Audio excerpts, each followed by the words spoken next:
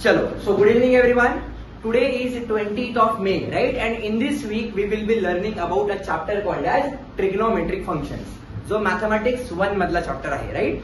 या चॅप्टरचा जर आपण बोर्डचं वेटेज पाहिलं तर अराउंड 6 मार्क्स हे असं बोर्ड मध्ये वेटेज आहे, बरोबर? जर आपण जेई मेन्स मध्ये बघितलं तर 2 क्वेश्चन या पर्टिक्युलर टॉपिक वरती जेई मेन्स वरती विचारणार, बरोबर? त्यातला एक क्वेश्चन 11th मधला ट्रिग्नोमेट्री असतो आणि एक क्वेश्चन तुमचा 12th मधला ट्रिग्नोमेट्रीचा असतो. म्हणजे टोटल 2 क्वेश्चन म्हणजे 8 मार्क्सचं ट्रिग्नोमेट्री तुम्हाला जेई मेन्स मध्ये वेटेज असणार आहे. आणि जर एमएससी सीईटी मध्ये बघितलं, एमएससी सीईटी मध्ये पण 2 क्वेश्चन म्हणजे जवळपास 4 मार्क्स एमएससी सीईटी मध्ये या पर्टिक्युलर टॉपिक वरती विचारले जातात, बरोबर?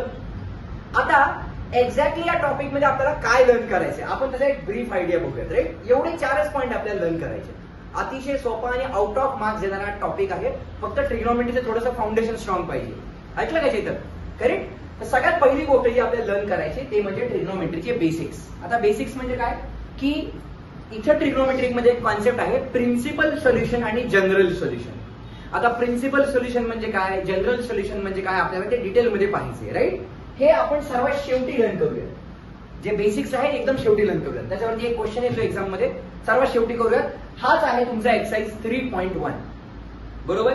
आता याच्यामध्ये छोटीशी ब्रीफ आयडिया तुम्हाला देतो की प्रिन्सिपल सोल्युशन म्हणजे काय. फॉर एक्झाम्पल या क्लासरूम मध्ये समजा 10-15 मुलं बसलेली आहेत, राईट? लेट सपोज किती असतील, 25-30 असतील. If I am asking a particular question to Jwala, let suppose, बरोबर? मी फक्त एकदम ज्वाला ओरिएंटेड बोलतोय, राईट? तर ज्यावेळी मी एखादी गोष्ट फक्त ज्वालाशी बोलतोय दॅट इज प्रिन्सिपल सोल्युशन, बरोबर? आणि ज्यावेळी मी सगळ्यांना ऍड्रेस करतोय की बाबांनो अभ्यास करा, सिस्टमॅटिक प्लॅन करा, बरोबर? जेणेकरून तुम्ही संडेच्या टेस्ट चांगल्या पद्धतीने इफेक्टिव्हली देऊ शकता, करेक्ट? ज्यावेळी एकच गोष्ट सर्वांना बोलली जाते दॅट इज जनरल सोल्युशन, बरोबर? जनरल म्हणजे काय, तिथं एन दिसणार आपल्याला, एन, स्मॉल एन. मग त्या एन ची व्हॅल्यू किती असेल? एन ची व्हॅल्यू 1 असेल, 2 असेल, 3 असेल. नंबर ऑफ स्टुडंट, समजा याच क्लासरूम मध्ये 100 स्टुडंट्स असतील तर ती एन ची व्हॅल्यू 100 झाली. याच क्लासरूम मध्ये समजा 20 मुलं असतील तर ती एन ची व्हॅल्यू 20 झाली. So general solution is represented in terms of small n. Clear? Principal solution म्हणजे काय की पर्टिक्युलरली त्या व्यक्तीबद्दल बोललेलं. म्हणजे जर मी तुम्हाला विचारलं की बाबांनो कॉस 60 डिग्री, आन्सर किती असतं? कॉस 60 डिग्री किती असतं? √3/2. कॉस 60 विचारले किती असतं? 1/2 असतं. शुअर? 100% नक्की? नाही, √3/2 असतं. किती असतं? कॉस 60 इज 1/2, बरोबर ना? म्हणजे काय झाले? प्रिन्सिपल सोल्युशन झालं. कॉस 60 डिग्रीला 1/2 आन्सर मिळते, बरोबर का नाही? म्हणजे आपल्याला माहितीये की 60 डिग्रीलाच मी उद्देशून बोलते त्यावेळी मला 1/2 आन्सर मिळते, करेक्ट? म्हणजे थोडक्यात काय की आपला जो युनिट सर्कल आहे 0, बरोबर, 90, 180, 270 आणि 360 या एका युनिट सर्कल मध्ये लाय करणाऱ्या सर्व व्हॅल्यूज आपल्याला मिळणार प्रिन्सिपल सोल्युशन मध्ये. म्हणजे प्रिन्सिपल सोल्युशन 0 पासून 360 डिग्री मध्येच लाय करतं. 360 डिग्रीच्या पुढे जर आपण गेलो त्याला म्हणायचं जनरल सोल्युशन. ते काय आहे, कसं आहे, आपण डिटेलमध्ये लर्न करणार. पुढची गोष्ट आहे कार्टेशियन टू पोलर कोऑर्डिनेट आणि पोलर टू कार्टेशियन कोऑर्डिनेट. हे ऑलरेडी आपण 11th स्टँडर्ड मध्ये कॉम्प्लेक्स नंबर नावाचा चॅप्टर आहे त्यामध्ये लर्न केलेले. सर्वात टाइमपास म्हणजे आपला हा particular question Cartesian to polar coordinate. बच्चों का खेळ शेवटी करायचं, राईट? नंतर जे आपल्याला मी म्हणले तुम्हाला हा चॅप्टर ऑलरेडी 99% तुम्हाला येतोय, जे 1% येत नाही ते आपल्याला महत्वाचं आहे लर्न करण्यासाठी. तर या चॅप्टर मध्ये आपल्याला इम्पॉर्टंटली 3 महत्वाचे रूल लर्न करायचे, बरोबर? कोणते कोणते रूल्स आहेत बघा. सगळ्यात पहिल्यांदा आहे साइन रूल, दुसरा आहे कोसाइन रूल आणि तिसरा आहे प्रोजेक्शन रूल, बरोबर? आणि हे झाल्यानंतर आपल्याला इनव्हर्स ट्रिग्नोमेट्रीचे फंक्शन्स काय आणि त्याचे ऍप्लिकेशन्स काय हे डिटेलमध्ये लर्न करायचे, राईट? चला, तर आता without wasting time we are directly starting off with the rules, बरोबर? सगळ्यात पहिला रूल जो आहे तो आहे आपला साइन रूल, बरोबर? आता साइन रूल काय असतो आपण हे समजून घेऊया. याचा ऍक्च्युअली प्रूफ एक्झाम मध्ये विचारत नाही पण आपल्याला माहित असणे एक्सपेक्टेड आहे, बरोबर? आता पुढचं मी तुम्हाला रूल सांगतो, बरोबर? आपण सगळे याच्यावरचे न्यूमेरिकल सॉल्व्ह करूया, बरोबर? आणि शेवटी आपण सगळे थिअरम्स प्रूव्ह करूया. म्हणजे शेवटचे जे काही सेशन असेल that will be only dedicated for theorems, बरोबर? आता फक्त हा साइन रूल काय आपण हे समजून घ्यायचा प्रयत्न करूयात, राईट? चला, तर साइन रूल लर्न करण्यासाठी सगळ्यात पहिल्यांदा आपल्याला माहित पाहिजे ज्यावेळी मी ट्रिग्नोमेट्री हा शब्द वापरतोय, right? Trigonometry is only applicable for a triangle, बरोबर का? आणि तो ट्रायंगल कुठला असला पाहिजे? राईट अँगल ट्रायंगल असला पाहिजे, बरोबर? म्हणजे त्या पर्टिक्युलर ट्रायंगल मध्ये एक अँगल 90 डिग्री कन्फर्म असला पाहिजे तरच आपण ट्रिग्नोमेट्री अप्लाय करू शकतो, बरोबर का नाही? मी आधीच सांगतोय चॅप्टर आज नव्याने सुरू झालाय, बरोबर? प्रत्येक गोष्ट समजून घ्या. 5 दिवसामध्ये ज्यावेळी माझा चॅप्टर संपून जाईल त्यावेळी तुमचाही चॅप्टर साइड बाय साइड संपला पाहिजे. त्यासाठी वेगळं प्रिपरेशन करायची गरज नाही पडली पाहिजे. क्लिअर आहे? चला तर आपण बघूयात की एक्झॅक्टली हा साइन रूल असतो काय. राईट, तर मी काय करतो, रॅन्डमली एक ट्रायंगल ड्रॉ करतो. Let suppose this is what is my triangle. या ट्रायंगलला नाव दिलं मी ट्रायंगल ए बी आणि सी. राईट, आणि इथं या केसमध्ये मी काय करतोय, I am drawing a vertical line. बरोबर, हा झाला माझा लेट सपोज 90 डिग्री वाला अँगल. बरोबर, ठीक आहे. आता ज्यावेळी मी इन ट्रायंगल एबीसी असा शब्द वापरतो, लक्षात घ्या मी इथं कॅपिटल लेटर्स काढले. बरोबर, so capital letter always indicates angles. बरोबर, म्हणजे हा झाला माझा अँगल ए, हा झाला माझा अँगल बी, हा झाला माझा अँगल सी. इथपर्यंत क्लिअर आहे? आता अँगल झाल्यानंतर सगळ्यांनी लक्ष द्या काय करतोय. येस, अँगल ए च्या अपोजिट साइड कोणती आहे माझी? ही बीसी साइड आहे. बरोबर का नाही? अँगल ए च्या जी अपोजिट साइड आहे त्याला मी स्मॉल ए असं म्हणते. म्हणजे जी बीसी साइड आहे आपली त्या बीसीला मी स्मॉल ए असं इंडिकेट केलं. म्हणजे या बीसी साइडची लेंथ किती आहे? स्मॉल ए. स्मॉल ए का घेतलं? कारण अँगल ए च्या अपोजिट जी साइड आहे आपण त्याला स्मॉल ए कन्सिडर केलं. बरोबर, इन सिमिलर वे अँगल बी च्या अपोजिट साइड कोणती आहे माझी? एसी आहे. बरोबर, तर फक्त आपल्या अंडरस्टँडिंगसाठी काय करूयात, अँगल बी च्या अपोजिट साइड असेल ती असेल स्मॉल बी. बरोबर, in similar way angle c च्या अपोजिट साइड कोणती आहे माझी? A B. तर मी त्याला रिप्रेझेंट करताना काय म्हणणार आहे? I will represent it as small c. म्हणजे कन्क्लुजन लाईन काय झाली की कॅपिटल ए, कॅपिटल बी आणि कॅपिटल सी हे काय रे माझे अँगल्स ऑफ अ ट्रायंगल, आणि स्मॉल ए, स्मॉल बी, स्मॉल सी हे काय झाले रे माझे साइड्स ऑफ अ ट्रायंगल. बरोबर, आता ए साइड कुठली आहे? अँगल ए च्या अपोजिट आहे. बी साइड कुठली आहे? अँगल बी च्या अपोजिट आहे. आणि सी साइड कोणती आहे? अँगल सी च्या अपोजिट आहे. इज इट क्लिअर इथपर्यंत? याच्यामध्ये कुणाला काही डाऊट? मग आता हा साइन रूल एक्झॅक्टली आहे काय? हा आपल्याला फिजिक्स मध्ये पण बऱ्याच वेळा वापरावा लागतो. फिजिक्स मध्ये पण तुम्हाला साइन रूल खूप वेळा ऐकायला मिळेल. एकदम सिंपल आहे, काय अवघड नाही. काय करायचं, it is a. Small a म्हणजे काय सांगितलं मी तुम्हाला? Side. Small a upon sine of a. आता साइन ऑफ ए इथं कॅपिटल ए का घेतला? कारण साइन हे ट्रिग्नोमेट्रीचं एक फंक्शन आहे. बरोबर का नाही? फंक्शन बरोबर आपण नेहमी अँगल घेतो. साइन थिटा, थिटा म्हणजे काय असतो? आपला अँगल असतो. लक्षात घ्या, मी ज्यावेळी म्हणतोय, आपण बघा एलपीपी मध्ये बघितलं आपण, लिनियर प्रोग्रामिंग इक्वेशन. या चॅप्टरचं नाव काय आहे रे? बघा बरं, चॅप्टरचं नाव काय आहे? Trigonometric function. बरोबर का नाही? ओके नाही, मग कुठलं ट्रिग्नोमेट्रिक फंक्शन वापरलं इथं? साइन ए. बरोबर, ए च्या अपोजिट म्हणजे साइड ए च्या अपोजिट कुठला अँगल आहे? Capital A. म्हणून मी काय लिहिलंय? A upon sine A is equals to B upon काय लिहू शकतो आपण? Sine B is equals to C upon sine C is equals to आपण समजा त्याला के अज्युम केलं. म्हणजे हा रेशो इज इक्वल टू हा रेशो इज इक्वल टू हा रेशो. म्हणजे या रेशोचा आन्सर समजा 1/2 आलं, याचं पण आन्सर किती येणार? 1/2. याचं पण आन्सर किती येणार? 1/2. आणि आपण त्याला फक्त के अज्युम केलं. मला काय म्हणायचं कळलं? तुम्ही याला रिव्हर्स पण लिहू शकता. म्हणजे काय की साइन ए ला वरती पाठवा, स्मॉल ए ला खाली आणा. साइन बी ला वरती पाठवा, पण एक जर वरती पाठवलं तर बाकी सगळे वरती झाले पाहिजे. जर तुम्ही एकाला रिव्हर्स मारलं बाकी सर्वजण या केसमध्ये रिव्हर्स व्हायला पाहिजे. मला काय म्हणायचं कळतंय का? म्हणजे थोडक्यात काय की इथं जो ए आहे, A is side, capital A is angle. B is side, capital B is angle. C is side, capital C is angle. हा झाला माझा सिंपल असा साइन रूल. कळालं सर्वांना नक्की? What is sine rule? It is A upon sine A is equals to B upon sine B is equals to C upon sine C is equals to K. तुम्ही याला के लिहा नाही तर 1 upon के लिहा, काही फरक पडत नाही. It's up to you. Clear आहे नक्की? शुअर? याच्यामध्ये कोणाला काही डाऊट की साइन रूल काय असतो? नक्की शुअर? चालेल, आता आपण याच्या एक स्टेप पुढे जाऊयात. Now let's try to understand what is cosine rule. बरोबर, आता जनरली कोसाइन रूल हा मी जस्ट टार्गेट मध्ये बघतो. कोसाइन रूल हा प्रूव्ह करायला विचारलाय थेरम्स मध्ये 4 मार्क्स. बरोबर, विचारलाय 4 मार्क्स साठी विचारतील, 3 मार्क्स साठी विचारतील. चलो now let's try to understand what is cosine rule. बरोबर, एकदम सिंपल रूल आहे, काही अवघड नाहीये. आता आपल्याला हे तर कळाले काय रे बाबा की स्मॉल ए म्हणजे साइड आहे, कॅपिटल ए म्हणजे अँगल्स आहे. आता मला काय करायचंय? कोसाइन रूल लिहायचा आहे. मी आधीच सांगतोय हे सर्व थिअरम्स आपण एकदम शेवटी प्रूव्ह करणार आहोत.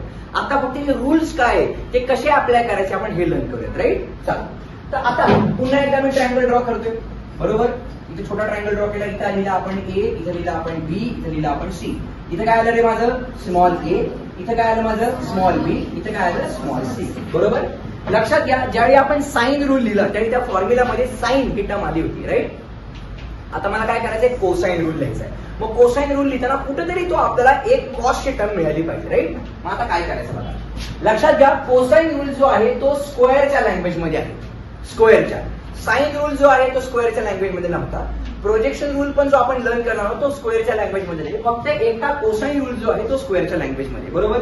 बरं हा फॉर्म्युला डायरेक्टली लिहायचा होती, आपण असं लिहू शकतो बघा. समजा मला काय करायचंय, कॉस ए हा अँगल फाइंड आउट करायचा आहे, बघा हा वाला अँगल, बरोबर. तर तो अँगल काय, एकदम सिंपल फॉर्म्युला. जो इथे अँगल आहे, कुठला आहे इथे अँगल ए, तो साइड म्हणून सबट्रॅक्ट करायचा आपल्याला. म्हणजे कसा बघा, सुरुवातीला देणार मी B square plus C square minus इथं जो अँगल आहे तो सबट्रॅक्ट झाला पाहिजे. म्हणजे खाली किती आलं रे, ए स्क्वेअर, बरोबर. इथं आपण काय घेतोय, ए. जो अँगल इथे घेतोय तोच अँगल इथं सबट्रॅक्ट झाला पाहिजे, एवढं लक्षात ठेवायचं.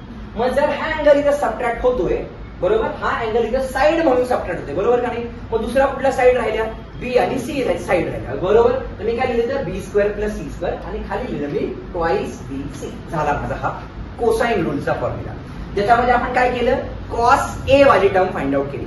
याला आपण असं पण लिहू शकतो, कसं बघा बरं, मला मेन जे फाइंड आउट करायचं तो कॉस ए फाइंड आउट करायचा, आपण केला फाइंड.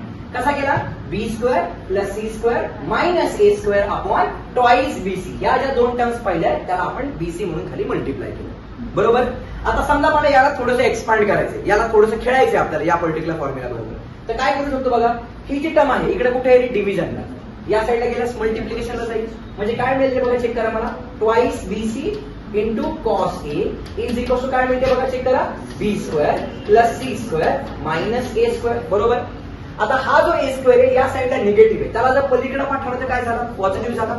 म्हणजे त्या ए स्क्वेअरला मी या साईडला आणलं, इज इक्वल टू ही जी टर्म या साईडला पॉझिटिव्ह बनून होती, ती जर या साईडला गेली ती काय मिळेल, निगेटिव्ह होईल. म्हणजे काय मिळालं बघा मला, B square plus C square minus twice BC into cos of A. हा पण एक फॉर्म्युला आपल्याला मिळतो. म्हणजे थोडक्यात B minus C bracket square आठवते का तुम्हाला, B minus C bracket square काय असतो, B square minus 2bc plus C square. फक्त या बीसी बरोबर जी इथं साइड आहे त्याचा तो कोसाइन अँगल घ्यायचा. मला काय म्हणायचं कळालं, मग या दोघांपैकी कुठलाही फॉर्म्युला लक्षात ठेवा, इट्स अप टू यू. हा फॉर्म्युला लिहिला तरी आपण हा डिराईव्ह करू शकतो, हा लक्षात ठेवला तरी आपण हा डिराईव्ह करू शकतो. इट्स अप टू यू की तुम्हाला कुठला लक्षात ठेवायचा आहे, बरोबर. जनरली मी तुम्हाला प्रेफर करेल की तुम्ही हा फॉर्म्युला लक्षात ठेवा, कुठला वाला, ए स्क्वेअर वाला, बरोबर. कारण बघा आपण इथं मागच्या केसमध्ये ए अपॉन साइन ए असं लिहिलं होतं, मग आपण एचा आन्सर काढू शकतो. तसं इथं या केसमध्ये ए स्क्वेअरचा आन्सर काढू शकतो. ए स्क्वेअरचा आन्सर काय येईल, ए स्क्वेअर काढायचा. म्हणजे राहिलेल्या दोन साईड कुठले आहेत, बी आणि सी. तर B square plus C square minus twice BC, इथे जी साईड आहे तिथे लिहिणार मी cos A.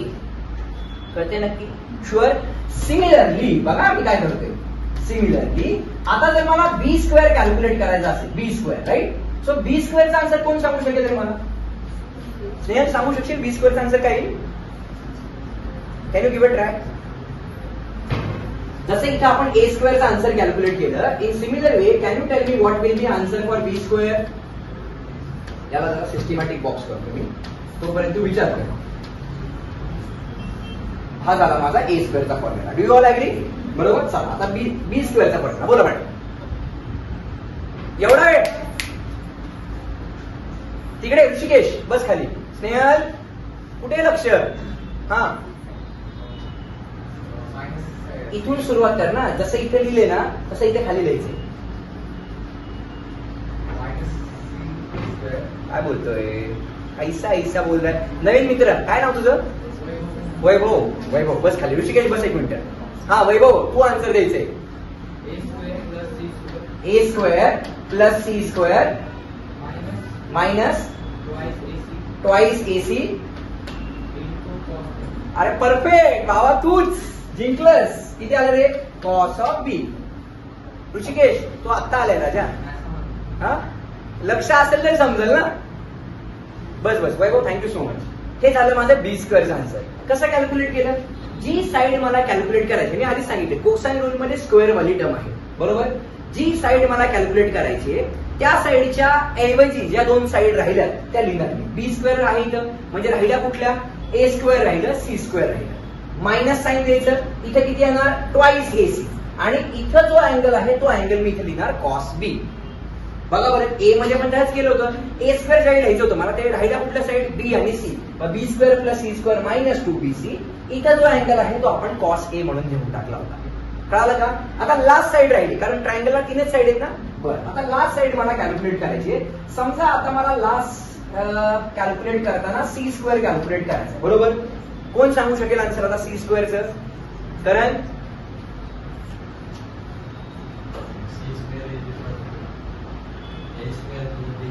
A square plus B square minus 2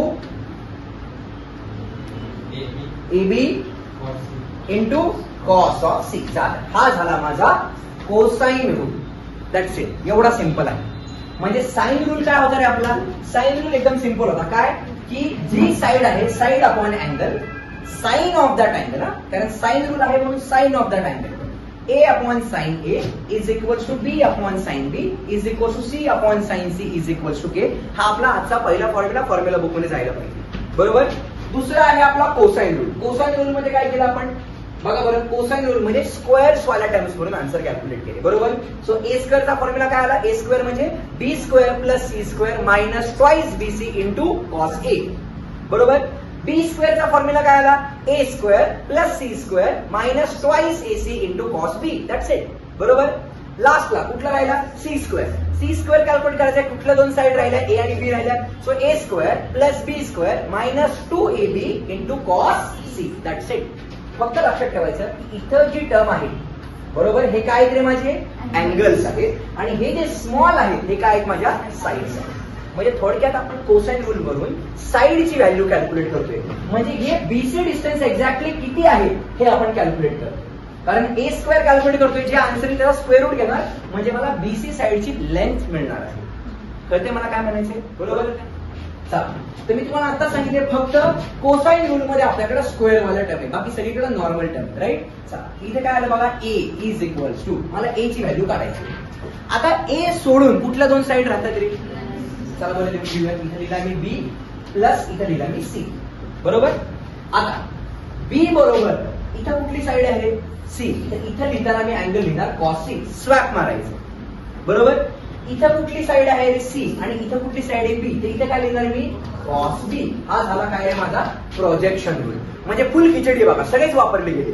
A calculate करायचंय, मी आधी काय लिहिलं? बी आणि सी लिहिला. या सी बरोबर कॉस सी लिहिला, या बी बरोबर कॉस बी लिहिला. हा झाला माझा प्रोजेक्शन रूल. कळते नक्की सर्वांना? जर हाच रूल मला पुढच्या दोन साइड कॅल्क्युलेट करण्यासाठी वापरायचा असेल, बरोबर, तर मी पुन्हा एकदा सांगतो. काय केलं? आधी ए कॅल्क्युलेट करायचं, तर मी दुसऱ्या दोन साइड लिहून घेतल्या, बी आणि सी. तर हा सी इथं आहे, जो साइड म्हणून आहे, तो मी अँगल मध्ये कन्वर्ट केला कॉस सी, बरोबर? हा बी जो साइड मध्ये आहे त्याला कन्वर्ट केला कॉस बी, बरोबर, जो अँगल मध्ये कन्वर्ट झाला, बरोबर? चला, आता मला काय करायचंय? हाच रूल वापरायचा आहे मला बी, आणि हाच रूल वापरायचा आहे मला सी कॅल्क्युलेट करण्यासाठी, बरोबर? चला, तर बी कॅल्क्युलेट करण्यासाठी कोण हेल्प करेल माझी? Yes, who can help me to calculate what is value for b? Yes, कोण सांगू शकतं? येस राज, यशराज, वा वा, बोल. ए लिहिला आपण आधी जसं सांगितलं तसं जाऊ ना. ए प्लस काय लिहिणार मी इथं? सी लिहिणार, बरोबर? हा, इथे काय येणार आता? Yes, it will be cos c over here, आणि इथे काय येईल?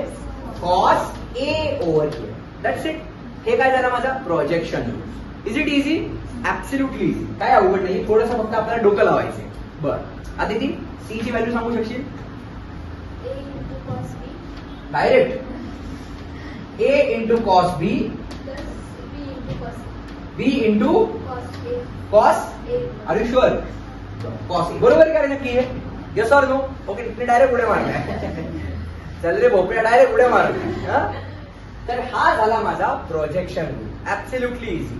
म्हणजे हे जर 3 रूल आता मला माहित असतील, या 3 रूल वरती आता पूर्ण एक्सरसाइज 3.2 आणि 3.3 आपण सॉल्व्ह करू शकतो. ऍब्सोल्युटली इझी, काहीच नाही या चॅप्टर मध्ये. आणि जो शेवटचा एक्सरसाइज आहे 3.4, तो म्हणजे इन्व्हर्स ट्रिग्नोमेट्रीचा, जो तुम्हाला ऑलरेडी माहित आहे, बरोबर? आपल्याला लर्न फक्त करायचं होतं हे, बरोबर? सर्वांना लक्षात आले काय रूल्स आहेत नक्की? Sure? So is this introduction of this rules is clear? मी आधीच सांगतोय, हे सर्व जे projection rule, sine rule, cosine rule, आपण याचा सेपरेट एक व्हिडिओ रेकॉर्ड करूया. त्याच्यामध्ये आपण पूर्ण थिअरम्स प्रूव्ह करूयात की हे एक्झॅक्टली आलं का. काय रिझन होतं हे आन्सर यायचं नेमकं ते आपण डिटेलमध्ये पाहणार आहोत. Okay, clear? नक्की डन.